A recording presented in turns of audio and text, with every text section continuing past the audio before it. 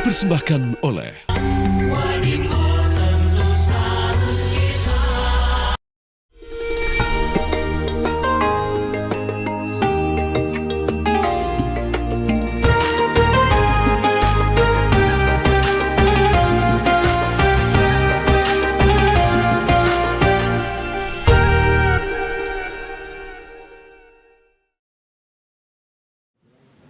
Bismillahirrahmanirrahim. Assalamualaikum warahmatullahi wabarakatuh.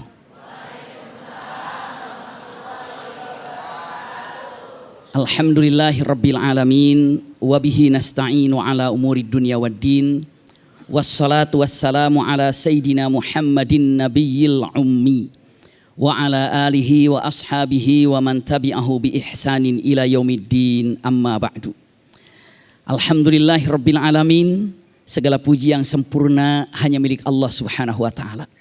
Shalawat serta salam senantiasa terlimpah tercurah untuk junjungan kita Nabi besar Muhammad Rasulullah sallallahu alaihi wasallam.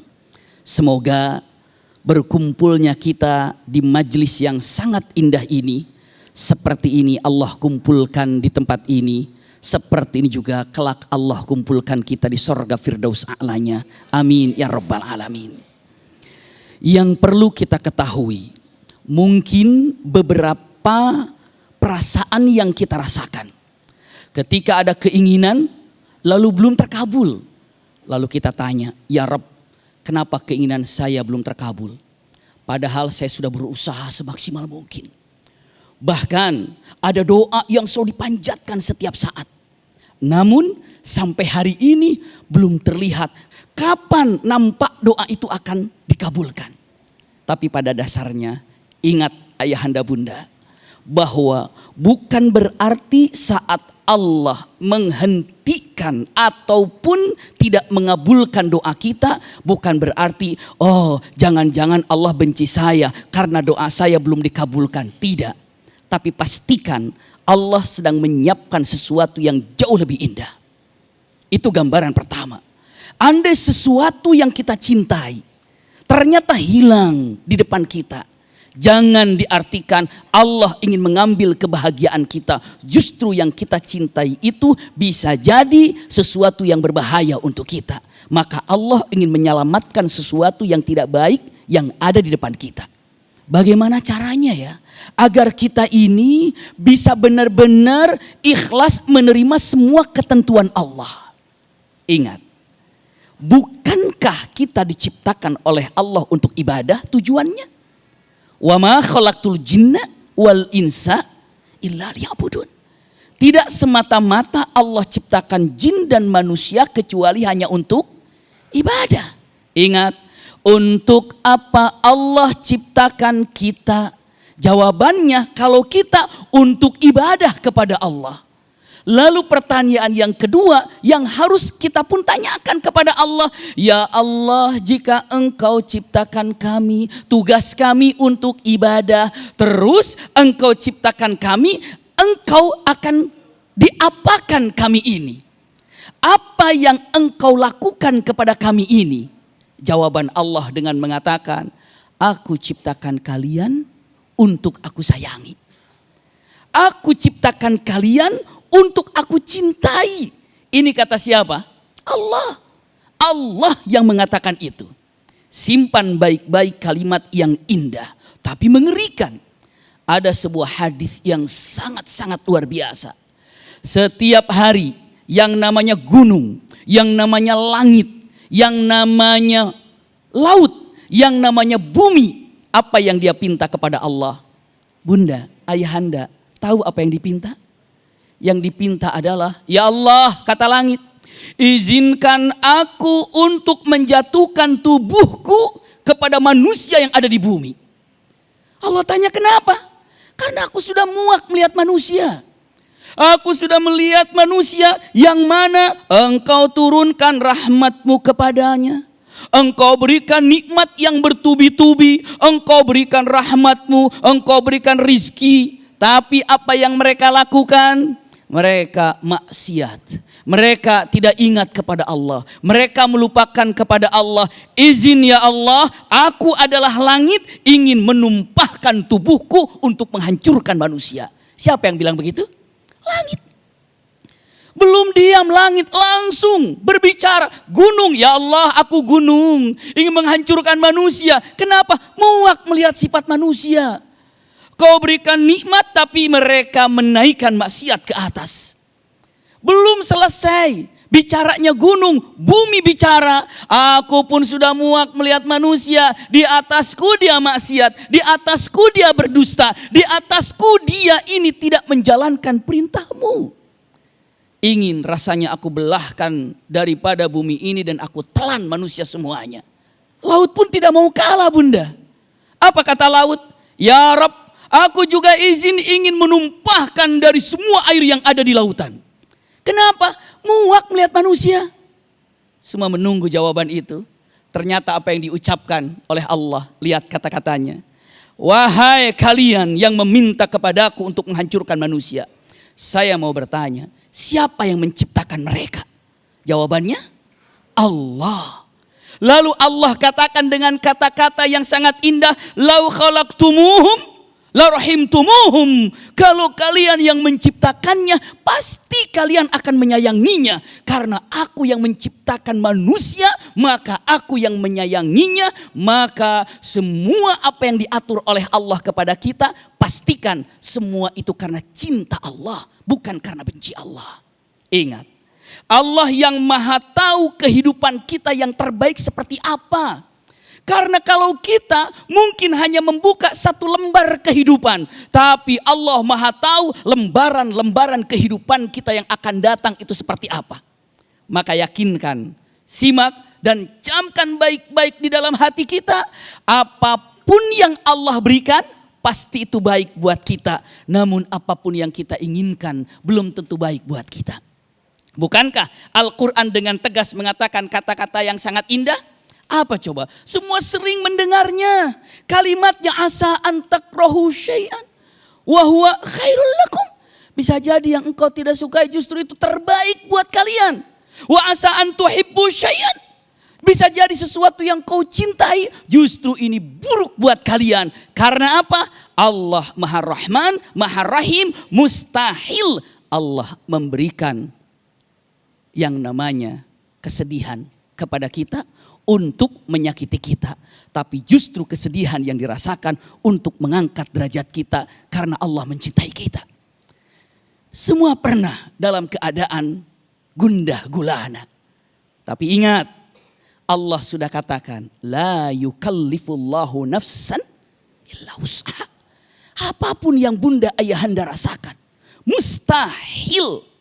Ulangi lagi saya sampaikan, mustahil di luar kekuasaan kita.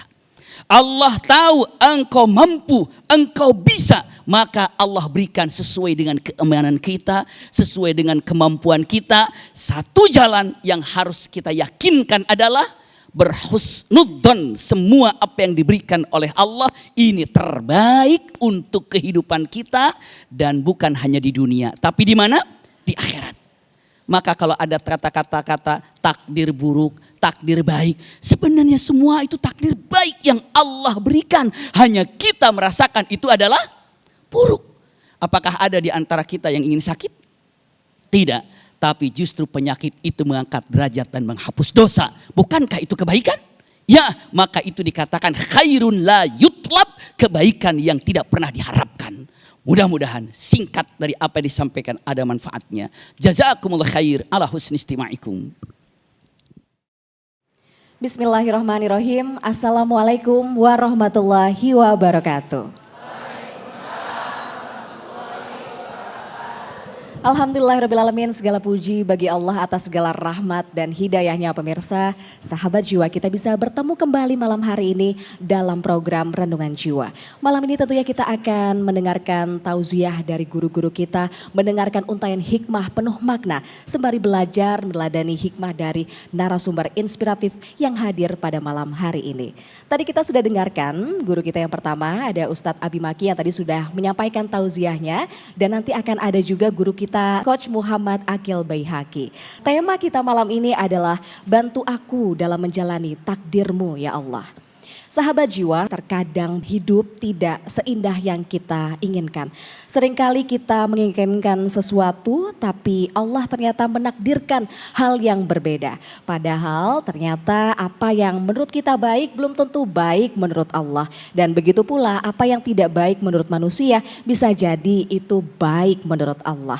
Itulah maka kita penting untuk mengimani takdir Allah dengan cara yakin, bersyukur, dan juga tetap berusaha dan berdoa agar Allah memberikan kebaikan kepada kita semua. Sahabat jiwa, seperti tamu kita yang hadir malam hari ini, beliau ini ditakdirkan oleh Allah memiliki keterbatasan dalam penglihatan, di mana ia tidak dapat melihat sejak usia yang cukup belia, yakni usia 12 tahun. Namun beliau tetap bersyukur dan juga menjalani takdir Allah, dan kini beliau ini menjadi guru sekaligus seorang pengajar di sekolah umum. Bahkan tidak hanya itu, beliau ini juga menjadi kandidat tokoh inspiratif seprovinsi Jawa Barat. Masya Allah, saya perkenalkan sudah hadir di samping saya, beliau ini adalah Bapak Rafiq Akbar. Assalamualaikum Pak Rafiq. Waalaikumsalam warahmatullahi wabarakatuh. Bagaimana kabarnya Pak Rafiq? Alhamdulillah Mbak, sehat sekali. Alhamdulillah sehat. Saya senang sekali Pak Rafiq meluangkan waktu untuk program Renungan Jiwa malam hari ini. Terima kasih Pak Rafiq sudah meluangkan waktu. Dan Bapak, saya sangat kagum dengan pekerjaan Bapak, yakni menjadi seorang guru dan juga pengajar. Ditambah Bapak ternyata memiliki keterbatasan dalam melihat dunia ini. Pak Rafiq, boleh dikasih tahu kepada sahabat jiwa di sini, Bapak ini mengajar di sekolah mana dan mengajar mata pelajaran apa Pak? Sahabat jiwa semua, semoga dalam sehat walafiat. Saya saat ini berprofesi sebagai guru mata pelajaran pendidikan agama Islam di SD Negeri Pengadilan 5 Kota Bogor. Dan alhamdulillah sudah hampir 5 tahun saya ditugaskan di sana. Meskipun saya asli lahir di Jakarta dan sekarang harus tugas di Bogor. Seperti itu Mbak. Masya Allah, selain mengajar di sekolah umum, apalagi aktivitas Bapak sehari-hari? Informasinya ada mengajar di tempat lain lagi ya Pak Rafiq? Ya alhamdulillah saya masih dipercaya menjadi pengajar Al-Quran Braille di beberapa majelis ta'lim tunanetra di daerah Jakarta Selatan dan juga di Bogor Mbak. Masya Allah, nanti kita akan gali lebih dalam lagi mengenai sosok dari Pak Rafiq Akbar, sahabat jiwa. Namun kita akan jeda terlebih dahulu, jangan kemana-mana, tetap bersama kami dalam program Renungan Jiwa yang dipersembahkan oleh Sarung Wadimor, tentu sarung kita. Banyak cerita dari guru-guru senior gimana tunanetra mengajar gitu. Di sekolah yang umum, yang muridnya bukan disabilitas gitu.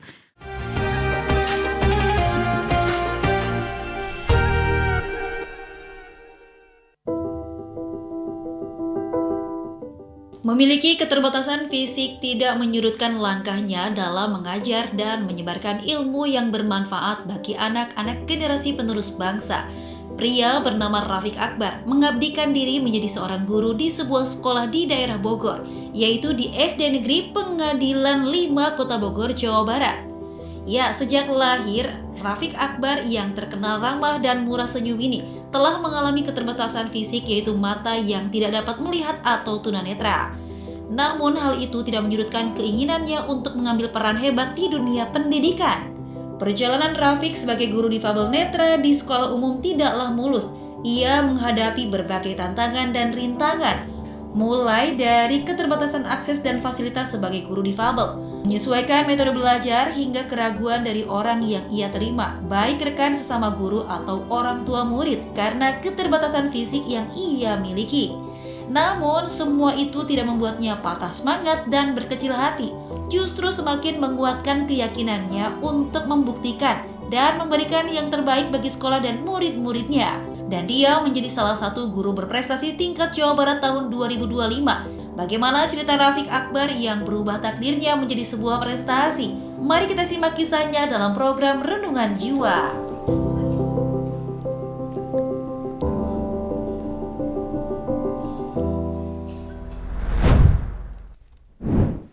Masya Allah sahabat jiwa, itu dia profil singkat dari narasumber kita pada malam hari ini, yakni Bapak Rafiq Akbar. Sudah ada di tengah-tengah sini Pak Rafiq dan dua guru kita, ada Ustadz Abi Maki dan juga Coach Akil Baihaqi. Nah, saya pertama-tama ingin bertanya dulu kepada Pak Rafiq. Pak Rafiq, ini tadi disebutkan di profil sebelumnya Bapak sudah kehilangan penglihatan itu sejak kecil. Boleh diceritakan awal mulanya itu seperti apa? Bagaimana kondisi Pak Rafiq dahulu? Ya Mbak, jadi sebetulnya saya sudah mengalami gangguan penglihatan sejak usia 4 tahun. Jadi ketika lahir saya normal, berpenglihatan normal. Namun usia 4 tahun saya sudah mulai menggunakan kacamata. Di umur 10 tahun kondisi penglihatan saya semakin menurun. Lalu dibawa ke dokter dan dokter mengatakan namanya itu diagnosanya ablasio retina. Jadi ada cairan di retina yang rembes keluar dan tidak mampu meneruskan cahaya yang ditangkap ke otak. Kemudian saya divonis untuk operasi. Saya sudah dioperasi, namun setelah 2 tahun pasca operasi justru penglihatan saya menghilang semua. Totally blind, jadi blank, tidak bisa melihat objek ataupun cahaya sampai hari ini, Mbak. Seperti itu. Ya, tapi yang saya tahu juga Pak Rafiq ini sukses dalam pendidikan. Bahkan menempuh pendidikan hingga S2 sampai saat ini menjadi seorang pengajar atau guru. Nah, mungkin boleh diceritakan juga ke sahabat jiwa Pak Rafiq, bagaimana perjalanan Bapak sampai bisa bersekolah sampai tingkat S2 dan juga menjadi guru seperti sekarang? Ya, saya memang ketika tidak bisa melihat itu kondisinya akan lulus SD saat itu. Tapi alhamdulillah dengan kebijaksanaan guru kelas saya mampu lulus. Dan sebetulnya setelah saya lulus SD, saya sudah putus asa. Saya ingin bersekolah di sekolah khusus atau yang mungkin kita kenal SLB ya. Tetapi hasil konsultasi saya dengan beberapa konseling, saya dinyatakan tidak perlu sekolah di sekolah SLB karena yang saya alami hanya keterbatasan penglihatan saja. Nah, sehingga saya dimotivasi untuk melanjutkan sekolah di sekolah umum. Ya sudah, akhirnya saya melanjutkan ke SMP umum, SMA umum. Alhamdulillah saya lulus tahun 2007 masuk UIN Jakarta. Masya Allah. Dan alhamdulillah saya baru selesai magister saya di Muhammadiyah Jakarta. Masya Allah. Seperti itu. Boleh tepuk tangan untuk narasumber kita malam ini. Sahabat jiwa, luar biasa. Semangat belajarnya Pak Rafiq ini luar biasa dengan segala keterbatasan. Bahkan tidak hanya belajar, namun semangat untuk membagikan ilmu yang Bapak punya. Luar biasa, Masya Allah. Baiklah, saya persilahkan kepada dua guru kita untuk jika ingin bertanya kepada narasumber kita. Ke Ustadz Abi Maki terlebih dahulu, kami persilahkan Ustadz. Bismillahirrahmanirrahim. Assalamualaikum Ustadz Rafiq. Waalaikumsalam Ustadz. Senang jumpa di tempat yang mulia ini, yang berkah ini. Amin ya rabbal alamin. Izin bertanya punten. Mungkin pernah dalam satu peristiwa mungkin ada teman ataupun sekeliling yang memandang sebelah mata atau meremehkan sehingga mungkin ada tersinggung dalam perilaku mereka. Andai pernah terjadi, kira-kira apa yang membuat Ustadz ini justru hal ini malah menjadikan bangkit seperti ini dan luar biasa mendapatkan keberhasilan yang luar biasa. Hal ini pasti ada sesuatu yang membuat Ustadz ini menjadi Masya Allah hal yang sekarang kita lihat saat ini. Silakan Ustadz Rafiq, jazakumullah khair, punten. Ya Ustadz, jadi di sewaktu saya sekolah, bahkan ketika mau masuk SMP, setiap saya ingin masuk sekolah, karena saya bukan di sekolah khusus ya, saya di sekolah umum, selalu saya mendapatkan penolakan Ustadz untuk bersekolah di tempat itu. Dengan alasan apa? Alasannya sangat klasik, sekolah tidak memiliki fasilitas yang memadai, tidak memiliki sarana-prasarana yang memadai untuk siswa seperti saya. Saya jawab balik, justru karena tidak ada siswa seperti saya Pak, makanya tidak ada fasilitasnya. Kalau saya hadir di sekolah ini, Bapak bisa mengajukan kepada Dinas Pendidikan. Jadi setiap masuk SMP saya ditolak. Kemudian saya didampingi oleh diadvokasi lah ya istilahnya oleh salah satu NGO. Mau masuk SMA juga seperti itu, selalu ditolak juga. Tetapi dengan penolakan-penolakan itu saya berusaha untuk bisa menunjukkan diri saya bahwa saya juga bisa bersaing dengan teman-teman saya yang normal. Ternyata setelah saya lulus SMP tersebut secara terbuka berani menerima siswa tunanetra setelah saya karena mereka merasa berhasil meluluskan alumninya sebagai tunanetra seperti saya. SMA pun seperti itu. Saya juga awalnya ditolak mau masuk SMA, kemudian saya lulus dengan nilai yang tidak mengecewakan. SMA saya juga akhirnya terbuka untuk menerima siswa tunanetra.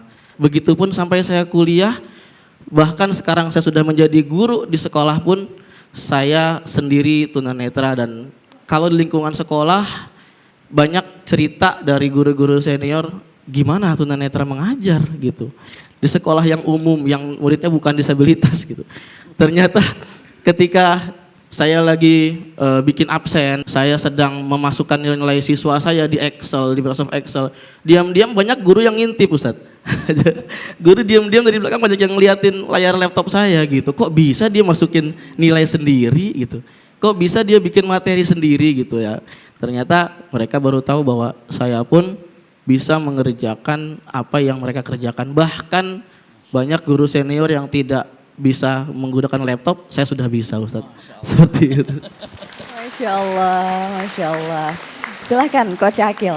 Baik, Assalamualaikum Pak Rafiq. Waalaikumsalam warahmatullahi wabarakatuh. Alhamdulillah, Bapak Ibu, banyak orang itu yang ketika mendapatkan kesempurnaan tetapi ketika diambil oleh Allah itu seringkali membuat orang itu jatuh dirinya bahkan putus asa. Saya penasaran dengan Pak Rafiq, kira-kira apa yang membuat Pak Rafiq ini terus berjuang dalam kehidupan ini dan apa motivasi Bapak sehingga terus-menerus mau belajar sampai ke level magister? Apa motivasi Bapak? Yang pertama, saya menyadari bahwa tugas kita sebagai manusia itu memang diciptakan untuk beribadah kepada Allah seperti yang tadi Ustadz Abi sampaikan. Dan bagi saya salah satu bentuk ibadah itu adalah belajar. Karena tolabul ilmi faridatun ala kulli muslim ya Ustadz ya. Jadi ya itu salah satu kewajiban kita untuk belajar dan tidak boleh berhenti meskipun saya harus kehilangan penglihatan saya. Dan yang kedua, saya sangat meyakini khairukum man ta'alamal Qur'an wa 'allamah. Sebaik-baiknya kalian yaitu yang belajar Al-Qur'an dan juga mengajarkannya. Saya saat itu berpikir kalau saya belum bisa mengajarkan Al-Qur'an, setidaknya saya menjadi bagian dari yang belajar Al-Qur'an. Dan sampai saat ini alhamdulillah Allah titipkan ilmunya dan sekarang saya tidak hanya belajar tapi saya juga mengajarkan Al-Qur'an. Seperti itu, Ustaz. Masya Allah, boleh tepuk tangan ibu-ibu, luar biasa. Sungguh keikhlasan yang luar biasa begitu ya dalam menjalani takdir dari Allah. Nah Pak Rafiq, ini mungkin untuk sahabat jiwa di luar sana yang mungkin juga memiliki takdir yang berbeda, yang diberikan oleh Allah yang mungkin masih mengeluh nampaknya sulit sekali untuk ikhlas menerima takdir Allah. Kira-kira apa pesan yang mungkin bisa disampaikan oleh Pak Rafiq kepada sahabat jiwa di sini malam ini dan juga yang sedang menonton di rumah? Kayaknya rasanya sangat malu ketika kita mengeluh satu kesulitan yang Allah berikan karena kita sebetulnya belum mendapatkan hikmah apa yang sedang Allah rahasiakan. Salah satu ayat Quran yang sangat memotivasi hidup saya yaitu surah Al-Insyirah ayat 5 dan 6. Bismillahirrahmanirrahim. Fa inna ma'al usri yusra. Inna ma'al usri yusra. Allah yang berjanji sendiri, Allah yang mengatakan sendiri, maka di setiap kesulitan pasti ada kemudahan dan Allah ulangi lagi kalimat itu. Jadi setiap saya merasa kesulitan dalam hal apapun, saya selalu mengatakan Allah, Engkau telah janji, Engkau yang memberikan kesulitan dan Engkau pula yang pasti akan memberikan kemudahan. Itu Mbak. Baik Pak, terima kasih atas mengingatnya Pak. Ibu-ibu mungkin boleh tepuk tangan lagi untuk narasumber kita malam ini. Luar biasa, kadang kita lupa ya Pak bahwa di setiap kesulitan yang Allah berikan kepada kita pasti ada kemudahan begitu ya Pak ya. Terima kasih Pak Rafiq sudah mengingatkan. Baiklah, kita nanti masih akan menggali mengenai narasumber kita, sahabat jiwa, terutama bagaimana ini Pak Rafiq dalam melakukan aktivitas sehari-hari ya Pak Rafiq. Boleh ya Pak nanti pada segmen Boleh, selanjutnya. Mbak. Silakan. Jadi sahabat jiwa jangan kemana-mana, tetap bersama kami dalam program Renungan Jiwa.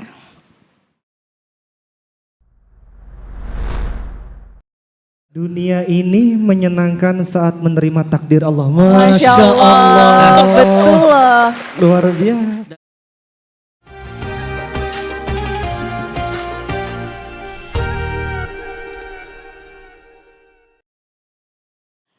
Sahabat jiwa, terima kasih Anda masih menyaksikan program Renungan Jiwa yang dipersembahkan oleh Sarung Wadimor, tentu sarung kita. Dan dalam tema kita pada malam hari ini yakni bantu aku dalam menjalani takdirmu ya Allah. Masih bersama dengan dua guru kita, ada Ustadz Abi Maki dan juga Coach Muhammad Akil Baihaqi. Dan tentunya narasumber inspiratif kita malam ini ada Bapak Rafiq Akbar. Sekali lagi saya ingin tepuk tangan ya untuk narasumber malam hari ini. Yang ternyata beliau ini sahabat jiwa hadir membawa peralatan-peralatan yang sehari-hari ini beliau gunakan ya dalam bekerja maupun belajar. Betul ya Pak Rafiq ya? Iya betul Mbak. Mungkin boleh dijelaskan terlebih dahulu nih Pak Rafiq yang dibawa pada malam ini apa saja Pak? Yang selalu saya bawa tidak tertinggal pertama tongkat saya dulu. Ini selalu saya bawa kemanapun saya pergi. Kemudian untuk sehari-hari saya mengaji di rumah atau mengajar di majelis taklim, saya membawa Al-Quran. Nah ini Al-Quran Braille yang saya punya. Satu buku Al-Quran ini hanya 3 juz dari 30 juz. Jadi saya punya 10 buku tebal ini di rumah 30 juz. Dan ya sebegitu mahalnya Al-Quran Braille ini bagi kami tunanetra. Karena satu Al-Quran 30 juz itu sekitar 2-5 juta untuk kami beli. Berikutnya komputer, sebetulnya Laptop komputernya biasa saja Mbak, laptopnya seperti yang semuanya gunakan, tetapi di laptop saya dan di handphone saya itu ada program pembaca layar atau screen reader. Nah, di laptop saya namanya NVDA, kalau di handphone namanya voice over. Selain saya menggunakan program pembaca layar di laptop, saya juga mempelajari mengetik 10 jari Mbak.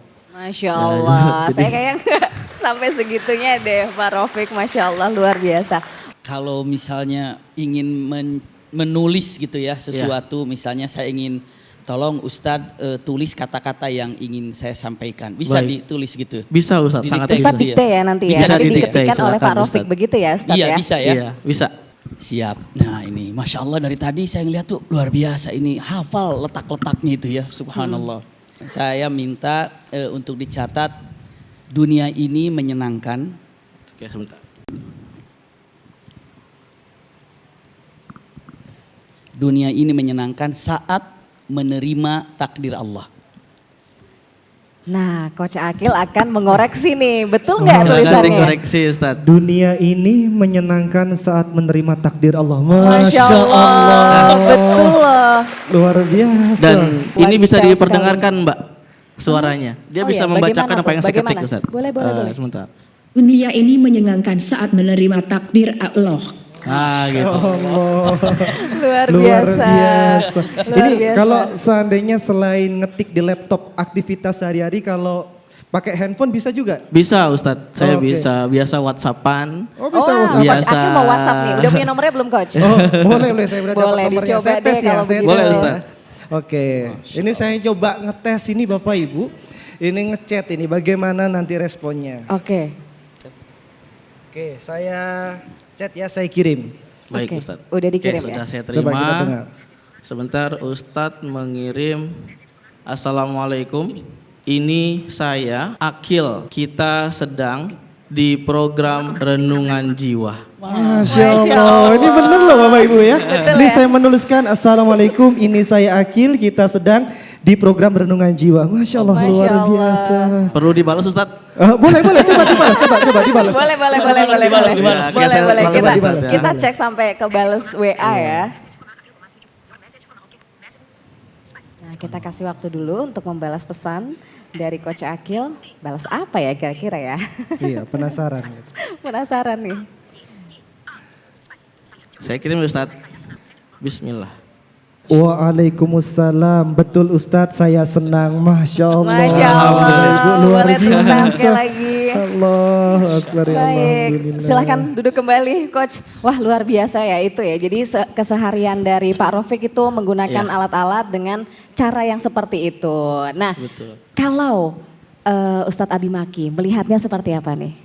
Kalau saya melihat itu Masya Allah, ini adalah kalau sering kita mendengar kalau gadget itu atau teknologi ini bagaikan pedang bermata dua, bisa digunakan hal positif atau hal negatif.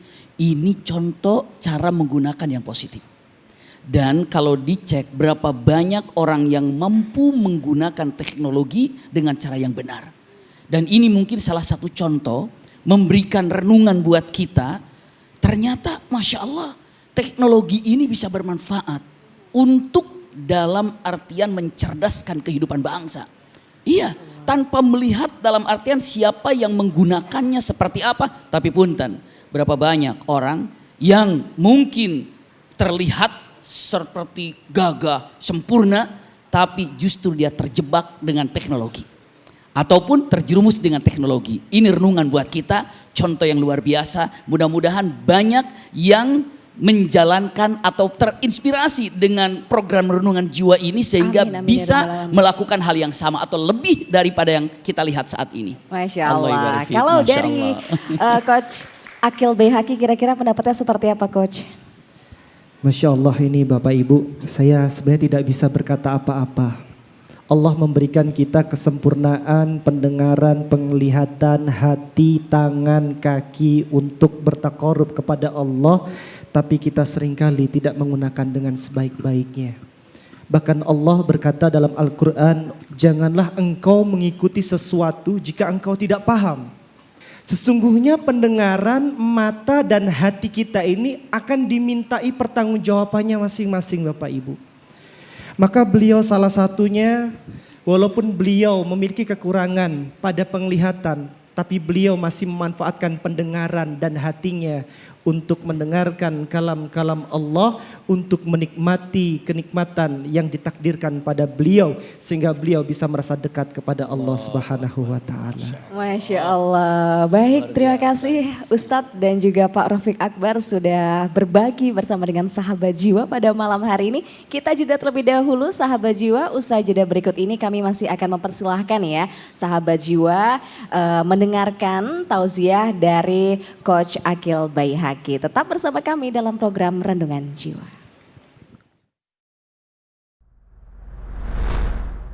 Ya Allah, kenapa beban ujianku begitu berat ya Allah? Ya Allah, kenapa engkau setiap hari memberikan masalah pada hidupku ya Allah?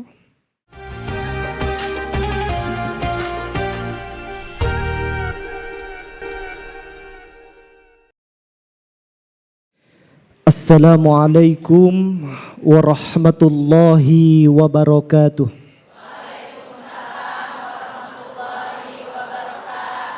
Alhamdulillah wassalatu wassalamu ala Rasulillah Sayyidina wa maulana Muhammadin ibn Abdillah wa ala alihi wa sahbihi wa mawalah. La hawla wa la quwata illa billah. Amma ba'du. Bapak Ibu sahabat jiwa yang dirahmati Allah Subhanahu wa taala. Kita hadir di sini, Allah berikan kesehatan pada kita pada malam hari ini.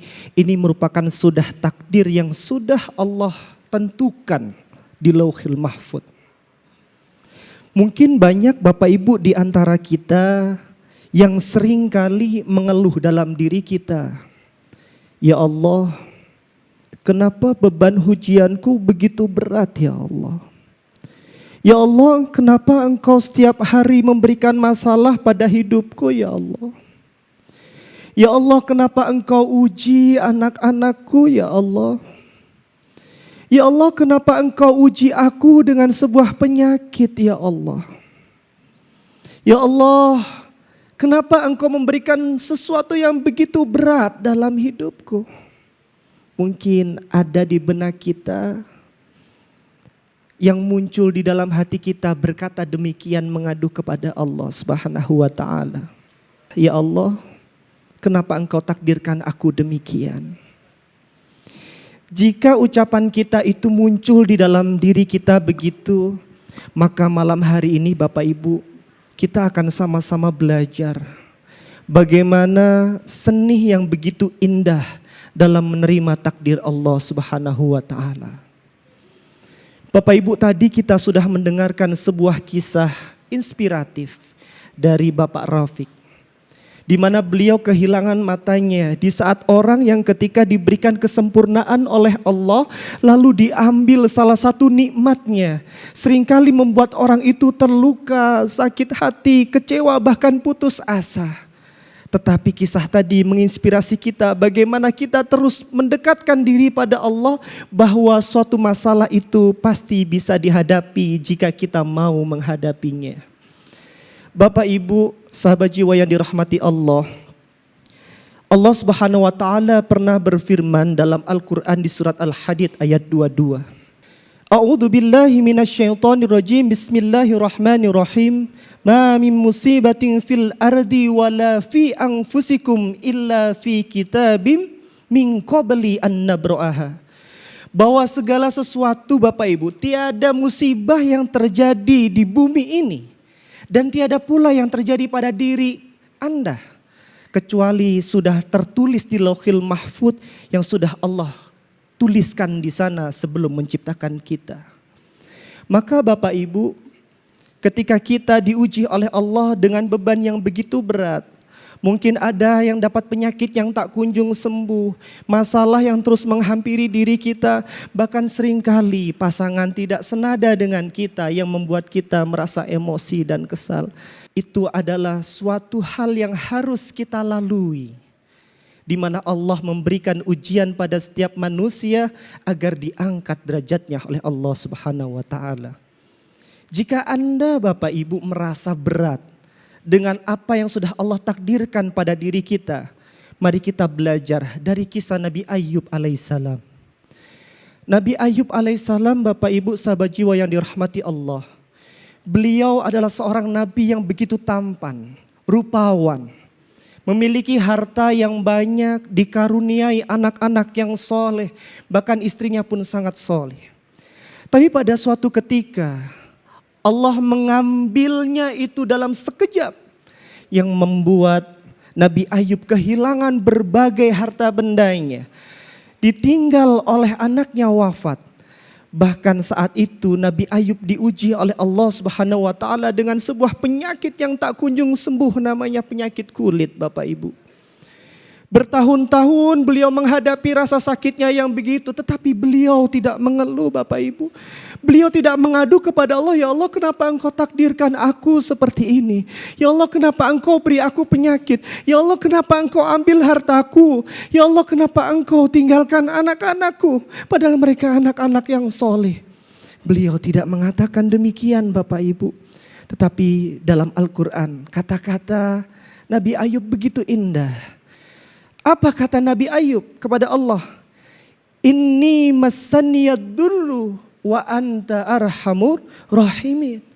Ya Allah, aku ditimpa penyakit, tapi Engkau zat yang maha penyayang dari segala sesuatu yang Engkau sayang. Bapak Ibu yang dirahmati Allah, hal ini menunjukkan apa? Bahwa setiap ujian yang hadir dalam hidup kita, ketika kita maknai pada frame yang berbeda, hikmah apa yang kita dapatkan dari setiap kejadian itu? Mungkin masalah Anda ringan menurut saya, tapi masalah Anda berat untuk Anda hadapi. Bisa jadi masalah saya yang saya hadapi begitu ringan di pandangan Anda, tetapi bisa jadi berat bagi saya yang menghadapinya. Maka Bapak Ibu, kita harus ingat segala sesuatu yang hadir di dalam diri kita masalah-masalah yang muncul dalam diri kita, kita harus menerima. Ketika kita menerima, maka itu merupakan salah satu bentuk keimanan kita kepada rukun iman yang keenam. Apa itu Bapak Ibu? Qadha dan qadar. Ketika kita meyakini adanya qadha dan qadar, berarti kita benar-benar menjalankan keimanan kita dengan sebaik-baiknya, yaitu percaya kepada apapun yang sudah ditetapkan oleh Allah dalam kehidupan kita.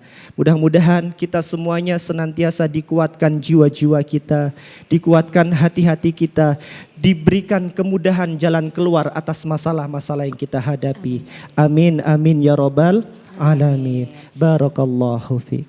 Terima kasih Coach Akil Baihaqi yang sudah menjelaskan di mana takdir sebagai ketentuan Allah yang perlu kita lakukan. Sahabat jiwa adalah yakin dan ridho, berpikir positif dan tentunya selalu memohon pertolongan hanya pada Allah. Baiklah sahabat jiwa, segmen berikutnya Renungan Jiwa akan hadir memberikan kesempatan bagi para jemaah dan juga sahabat jiwa sekalian untuk bertanya kepada guru-guru kita. Jangan kemana-mana, tetap bersama kami dalam program Renungan Jiwa. Sebagai manusia, tentunya kita memiliki ekspektasi yang tinggi. Apa yang ingin kita capai, begitu Coach. Bagaimana cara kita ikhlas ketika kita tidak mendapatkan ekspektasi yang kita inginkan.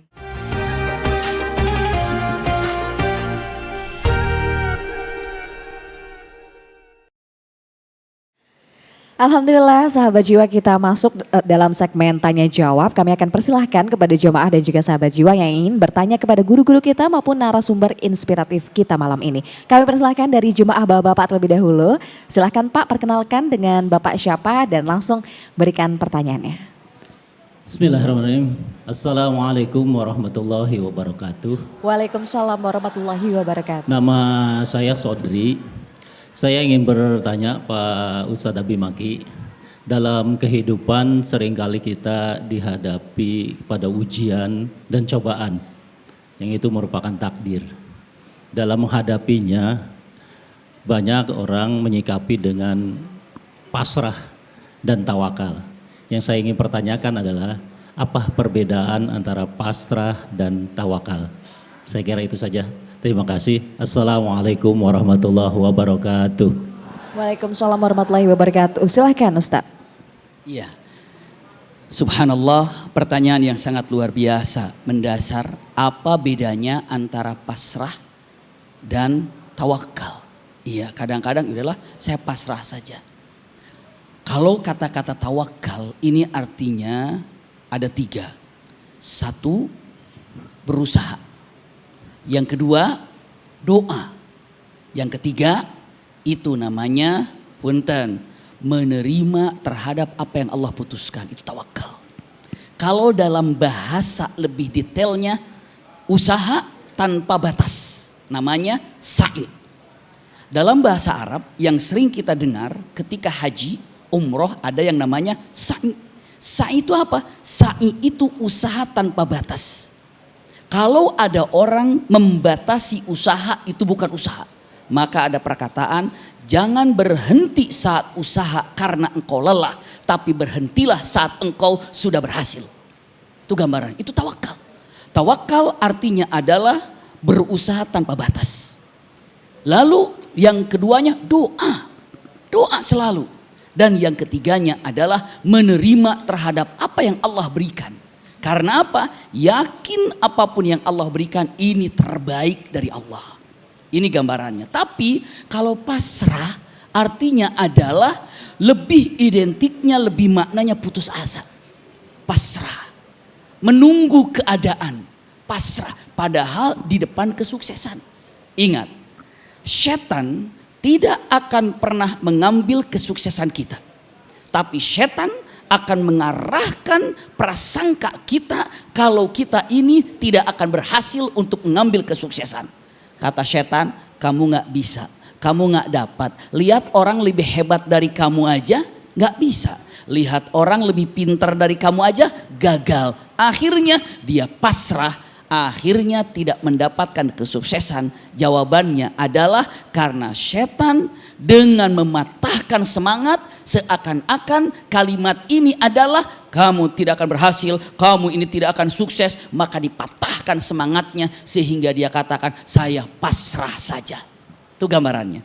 Maka dengan mengatakan pasrah ini adalah daripada bisikan syaitan, padahal Al-Quran mengatakan wala tai'asu mir rauhillah.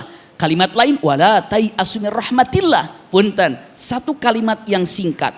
Tolong direnungkan. Nabi Adam keluar dari sorga karena berapa kesalahan? Satu. Apa kesalahannya? Makan buah khuldi yang tidak boleh didekati, malah diambil, malah dimakannya. Satu kesalahan. Adam keluar dari sorga. Kita yang belum masuk sorga, berapa makanan haram yang masuk dalam perut? Renungkan itu. Apakah kita jadi pasrah? Allah dengan tegas mengatakan kalimat yang sangat indah. Wa rahmati wasi'at kulla syai'. Kasih sayangku meliputi dari segala-galanya. Tenang. Bahkan hadis Rasulullah yang sangat indah. Kalau sesungguhnya manusia ini hobi berbuat salah. Tapi Allah katakan dan aku hobi memaafkan. Itu untuk menyatakan gak ada yang namanya pasrah, usaha. Itu kalimatnya, sehingga ada kalimat yang indah, yang luar biasa, yang Al-Quran tegaskan kata-kata yang sangat indah. Apa? Wala tai'asu mir rahmatillah. Iya, ini kata-kata sampai ada di dalam Ka'bah itu tulisan Nabi ibadi anni anal ghafurur rahim. Sampaikan kepada hamba-hambaku kalau sesungguhnya aku adalah maha pengampun. Ini gambarannya. Wallahu a'lam. Syukran. Baik, kami persilakan kepada penanya berikutnya yang ada di depan sini. Silakan Kak, perkenalkan dan pertanyaannya apa?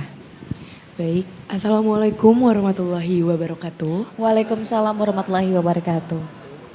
Perkenalkan, saya Tasya. Saya mau bertanya dengan Ustadz Akil.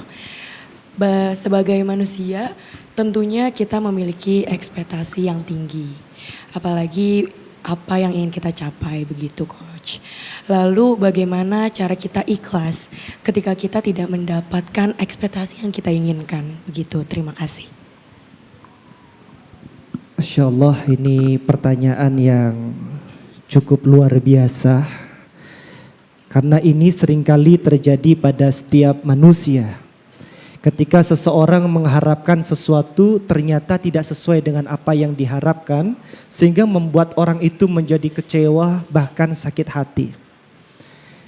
Bapak Ibu yang dirahmati Allah, ada sebuah istilah dalam bahasa Inggris itu the map is not territory. Peta bukanlah wilayah itu sendiri.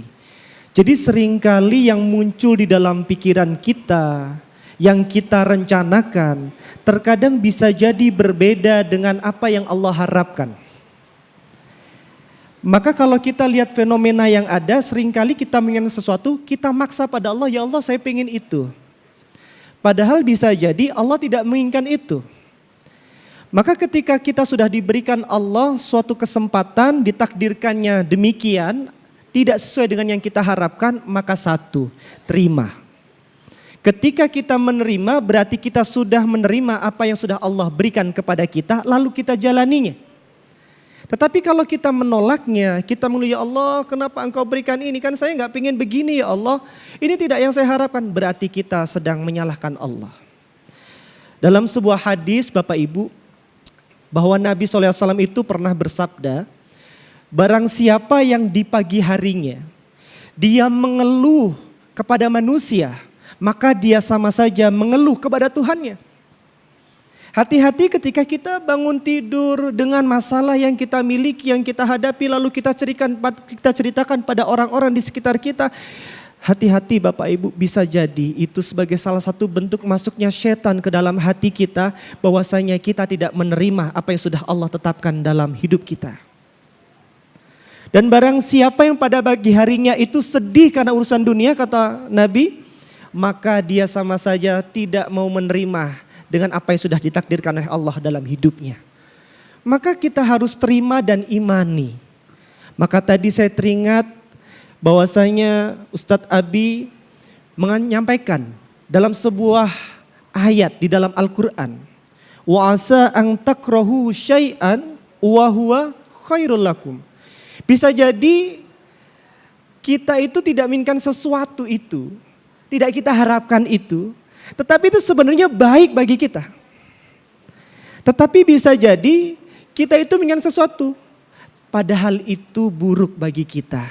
Maka tugas kita adalah yakin dan terima apa yang sudah Allah berikan kepada kita. Lalu kita maknai apa hikmah yang sudah Allah berikan di dalam hidup kita. Wallahu a'lam bishawab. Baik, kami persilahkan satu orang penanya lagi untuk nanya ke narasumber kita malam ini. Kami persilahkan dengan siapa ini namanya, Kak? Perkenalkan, nama saya Vanda. Saya ingin bertanya dengan Pak Raufik. Pak Raufik, mungkin kita semua tahu ya, di balik laki-laki yang hebat ada perempuan yang hebat. Begitu juga sebaliknya, di balik laki-laki yang sukses ada perempuan yang sukses. Dilihat dari profil Pak Raufik punya keluarga, memiliki istri yang cantik dan anak yang gemes ya, gitu, yang dikatakan normal gitu. Lalu pertanyaan saya, bagaimana istri Pak Raufik atau keluarga Pak Raufik memberikan dukungan kepada Pak Raufik dengan kekurangan yang Pak Raufik alami? Terima kasih. Wassalamualaikum warahmatullahi wabarakatuh. Waalaikumsalam warahmatullahi wabarakatuh. Ya, terima kasih Ibu untuk pertanyaannya. Jadi ketika saya sudah menyadari bahwa saya adalah seorang tunanetra atau disabilitas, yang terpenting diri saya dulu, berdamai dengan diri saya dulu. Ketika saya sudah berdamai dengan diri saya, insya Allah keluarga pun akan ikut mendukung. Termasuk juga dengan istri saya. Jadi alhamdulillah ini pun menjadi satu bukti bahwa seorang tunanetra atau seorang disabilitas pun tidak harus menikah dengan yang juga disabilitas. Bisa juga menikah dengan yang bukan disabilitas. Bahkan keturunan-keturunannya pun terbukti juga tidak ikut menjadi tunanetra. Artinya tidak semua tunanetra itu akan mengakibatkan keturunan yang juga tunanetra. Alhamdulillah Allah percayakan buktinya melalui saya.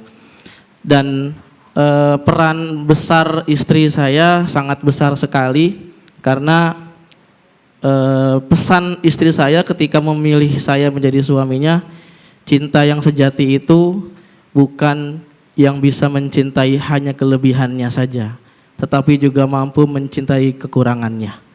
Nah, itu pesan dari istri saya. Sehingga alhamdulillah kami sudah memiliki 3 orang anak saat ini dan semuanya tidak tunanetra, dan alhamdulillah sampai saat ini saya berusaha terus menjadi seorang kepala rumah tangga yang bertanggung jawab, karena laki-laki itu paling mudah diukur dari tanggung jawabnya, Ibu. Meskipun dia tunanetra atau bukan tunanetra, kalau tanggung jawab insya Allah seorang perempuan pun akan sangat menghargai dan menghormatinya. Itu seperti itu, Ibu. Masya Allah. Sekali lagi boleh berikan tepuk tangan kepada Pak Raufik Akbar atas pengingatnya kepada kita semua. Semoga apa yang tadi disampaikan oleh narasumber inspiratif kita, sahabat jiwa, bisa kita ingat dan juga bisa menjadi inspirasi untuk menjalani takdir Allah ke depannya. Terima kasih sekali kepada Pak Raufik Akbar sudah bergabung dalam program Renungan Jiwa. Dan sahabat jiwa, jangan kemana-mana, usai jeda pariwara berikut ini kita akan berdoa dan juga bermuhasabah bersama dengan guru-guru kita. Ya Allah ya Rahman ya Rahim, bantu kami agar kami bisa menerima berbagai macam keputusan dan qada qadarmu. Karena kami yakin apapun yang Engkau berikan kepada kami, ini adalah hadiah terindah untuk kami.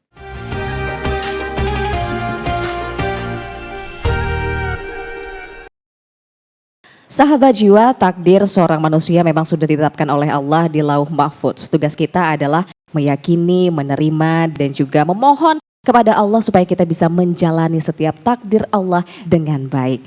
Dan tak terasa kita sudah di penghujung acara program Renungan Jiwa. Jangan lupa saksikan terus program Renungan Jiwa hanya di TV One, tentunya yang dipersembahkan oleh Sarung Wadimor, tentu sarung kita. Wabillahi taufik wal hidayah. Wassalamualaikum warahmatullahi wabarakatuh. Subhanallah, Maha Suci Allah yang telah mengumpulkan kita dengan rahmat dan cintanya. Tidak ada yang terjadi di muka bumi ini kepada setiap makhluk kecuali semuanya atas takdir Allah Subhanahu wa taala. Andai kita berjumpa dengan orang yang baik, maka jadikan orang baik ini sebagai guru untuk menambah keimanan. Andai kita berjumpa dengan orang yang tidak baik, maka jadikan orang ini sebagai guru untuk menambah kesabaran. Ya Allah, ya Rahman, ya Rahim, kami faham setiap peristiwa yang terjadi, baik itu yang pernah membuat hati kami terluka, membuat kehidupan kami sedih, itu pernah terjadi kepada baginda Muhammad Sallallahu Alaihi Wasallam dan kepada para nabi yang lainnya. Kenapa mereka sukses? Kenapa mereka berhasil? Karena ternyata mereka selalu fokus terhadap hikmah dari setiap peristiwa. Mereka tidak pernah fokus terhadap luka yang terjadi. Mereka tidak pernah fokus terhadap hinaan, cercaan, pengusiran. Tapi mereka fokus terhadap hikmah apa yang terjadi. Ya Allah, ya Rahman, ya Rahim, malam ini dalam renungan jiwa yang kami miliki, ya Rabbana, ya Rahman, ya Rahim, Engkau maha mengetahui dari berbagai macam hal yang kami rahasiakan. Engkau maha mengetahui terhadap kekeliruan-kekeliruan kami yang kami rahasiakan.